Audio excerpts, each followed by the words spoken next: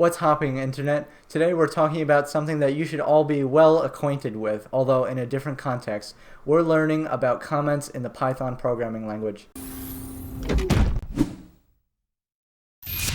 Comments are a universal feature across pretty much all programming languages. What exactly does a comment do? Well, nothing. That's why it's so useful. A comment is simply a piece of code or a line in your program, or even multiple lines, that you've told your interpreter to ignore, that it's not code and then it should not run it. And this actually has very useful applications, both in terms of documenting your code, leaving notes for yourself and others to read, and helping your code become more clear, easier to understand, even organizing your code, but also has some really awesome debugging potential, all of which we'll be looking at in this tutorial. So let's see how useful nothing can be. To demonstrate comments, I opened up a little piece of code that we made in a previous tutorial. So this is my recursive list function from my recursion tutorial, and you don't necessarily need to know how it works or like what it does at this point, because I'm just using it as an example to show you how to do comments. So how do you actually make a comment? It's very simple. All you need is one character, which is the little pound sign or number sign right here, and then after that anything that you type afterwards will be ignored by the compiler. So that's essentially how the comment works, is you put that one character there and the compiler knows to ignore the rest of the line, and you can use this to write little notes for yourself and to make it clearer what the program is doing. And you can see that the comment will always change to a different color to indicate that Python recognizes it as a comment. In this case it turns into this dark green, which is nice because it kind of like hides it a little bit from the code without like totally hiding it. And so when you go about and you can go comment your code, so for example it's good practice with a recursive function to write base case and then write what this does. So if recursion depth reached ... so you can take notes on roughly what your code is doing at any point in time. And then this is the recursive case, and then you can write some notes in here. And for really complicated stuff, it might be useful to write comments for that. So not only can you write comments above the lines, you can also write after a piece of code. So I can say recurse down here, so write some notes. The one thing you should avoid doing with comments is commenting on the obvious. So here I have a return statement, and I can say this is a return statement,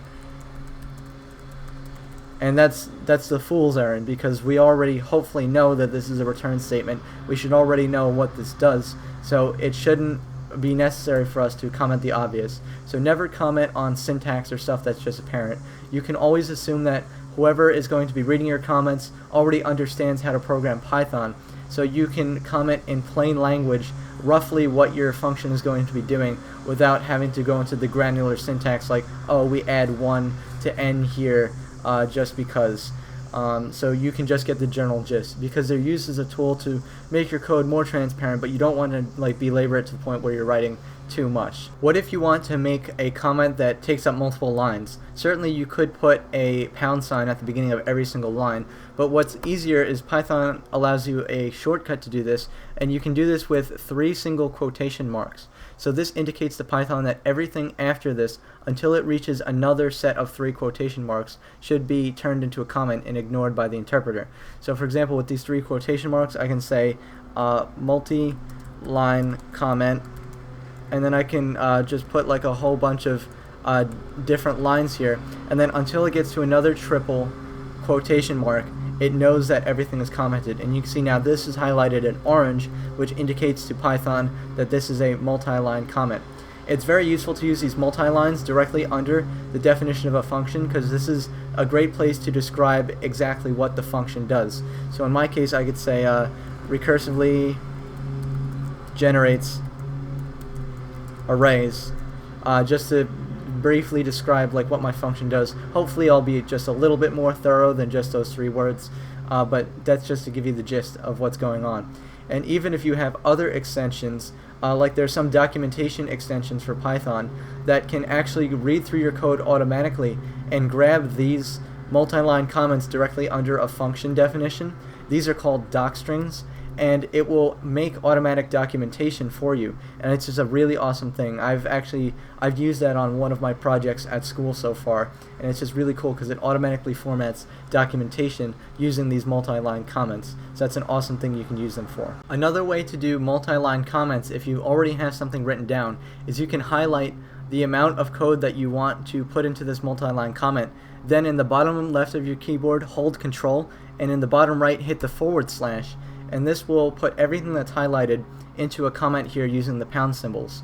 And this is very, very useful, especially for debugging. So let's say, for example, I have a function which I call bad function here. It takes in a value a and it attempts to divide a by 0.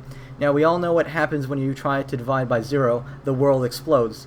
And if I try to run this, thankfully my interpreter here is smart enough to know, hey, this is divide by 0, you can't do that, what are you trying to do, blow up the world or something? And it stops me before it can happen.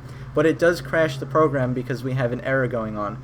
And this, I'm using this to generalize any kind of faulty function that you might have that might throw an error that could crash your program. So in the process of debugging, if you want to temporarily remove this function, you can use comments to temporarily remove it without completely deleting it. Because if I delete this and then I make a whole bunch of other changes, I might not even remember how to program it back if it's a complicated function. However, if I use the comments, now it's temporarily removed, and I can also remove every other reference to it.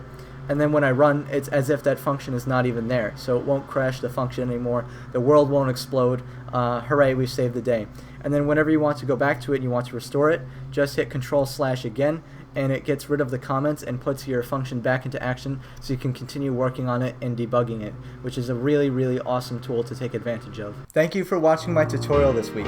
If you haven't already, be sure to check out my book. It's called Building Smart LEGO Mindstorm's EV3 Robots, and it's now available on Amazon. If you found this tutorial helpful, be sure to subscribe to my channel to get more tutorials like this every Thursday. And if you have an idea for a tutorial, leave it in the comments section below. Thank you, and I'll see you next time.